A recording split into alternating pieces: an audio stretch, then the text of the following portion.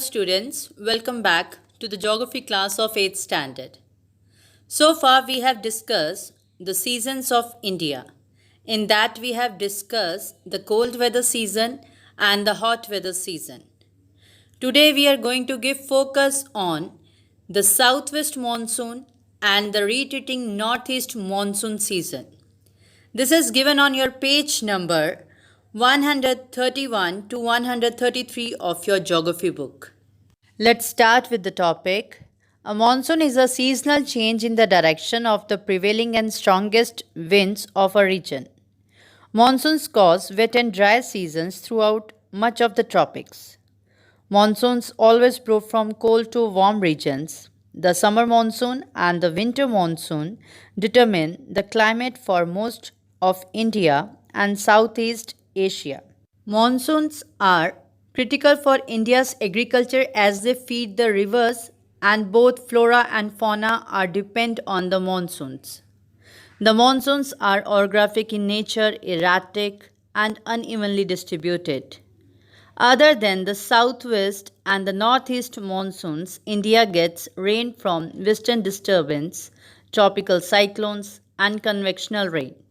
Let's start with the book reading. Take out your page number 131, the southwest monsoon season. It begins in June and remains up to September. It is controlled by a humid southwest monsoon. It gradually sweeps across the country starting in late May or early June. Gradually means slowly. Sweeps mean clean by brushing away dirt. The rainy season begins with the arrival of southwest monsoon. In fact, the monsoon winds blow from the Arabian Sea and the Bay of Bengal towards the mainland. When these moisture-carrying winds strike the mountain barriers, rainfall occurs.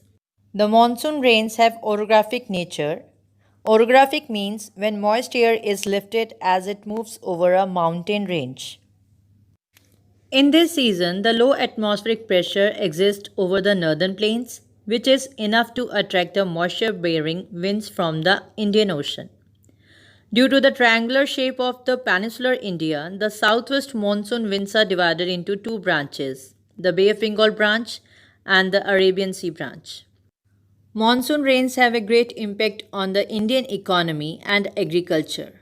Good monsoon gives a boost to the economy, whereas weak monsoon or drought hinders overall economic growth.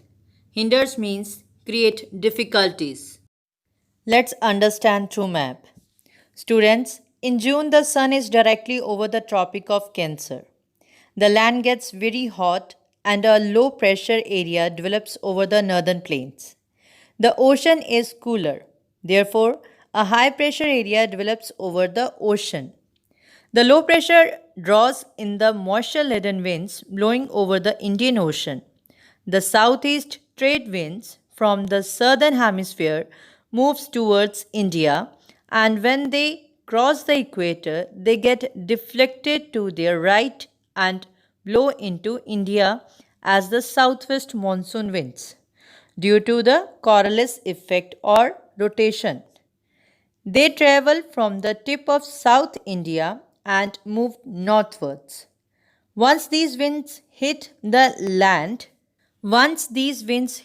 Indian coast, because of the shape of India landmass, they get divided into two streams, the Arabian Sea branch and the Bay of Bengal branch. The Arabian Sea branch brings heavy rainfall to the windward side of the Western Ghats, while the areas of the Deccan Plateau that lie on the leeward side of the Western Ghats receives less rainfall. This is due to the orographic nature of the southwest monsoon. It does not give much rainfall to Rajasthan because these monsoon winds blow parallel to the Aravalli ranges. On the other hand, the Bay of Bengal branch brings heavy rainfall to the Ganga-Brahmaputra delta and northeastern hills. Mausaram in Meghalaya is the wettest place of the world. The rainfall decreases as the winds blow westward into the northern plains. Students, the Arabian Sea branch of the southwest monsoon winds is 3 times greater in volume than the Bay of Bengal branch, because the Arabian Sea is larger than the Bay of Bengal, and while the entire Arabian Sea branch of the monsoon winds enter India, only a portion of Bay of Bengal monsoon winds enter India because the remainder enters Myanmar and Thailand. Come back to the reading again. The retreating northeast monsoon season, autumn. This season prevails in the month of October and November. The monsoon winds move back from the mainland to the Bay of Bengal during this season. The temperature begins to decrease in the northern plains, therefore, the low pressure in the plain area is no longer strong enough to attract the monsoon winds. Due to this reason, the monsoon winds retreat from the mainland. These winds blow from land to sea, thus, they lack in moisture and rainfall. When these winds cross the Bay of Bengal, they absorb plenty of moisture, which causes heavy rainfall in the southern parts of India, particularly in Tamil Nadu and Andhra Pradesh. Students, the duration of retreating monsoon is October to November. By September, the temperature in the northern plains has declined and the low pressure becomes weaker. Gradually, the pressure over the land gets higher than the sea and the monsoon winds start withdrawing from India. This happens in stages. It leaves Jammu and Kashmir and the northern plains in September and the Ganga Delta in late October. It finally withdraws completely from the Indian subcontinent by November. During this season, the temperature and humidity is high, and the term October heat has been used to describe this weather. This is a season of tropical cyclones which originate in the Bay of Bengal and hit the coast of eastern India, resulting in damage to life property and standing crops. This is also called a season of transition because the hot and rainy season gradually changes to a cold and dry one. During winter, the northeast trade winds cause rainfall in some parts of the country. The northeast monsoon winds blow over the Bay of Bengal, pick up moisture, and when they strike the eastern Ghats, they cause heavy rainfall on the Coromandel coast. This is how Tamil Nadu receives rainfall in winters. Let's do the recapitulation of what we have discussed just now. Advancing monsoon and retreating monsoon. Duration. The advancing monsoon prevails during the months of June, July, August, and September. On the other hand, retreating monsoon, the months of October and November are known for the retreating monsoons. Pressure conditions. The low pressure conditions prevails over the northwestern plains by early June. The trade winds of the southern hemisphere are attracted towards this region. During this season, the monsoon trough of low pressure becomes weaker and is gradually replaced by high pressure. Prevailing winds.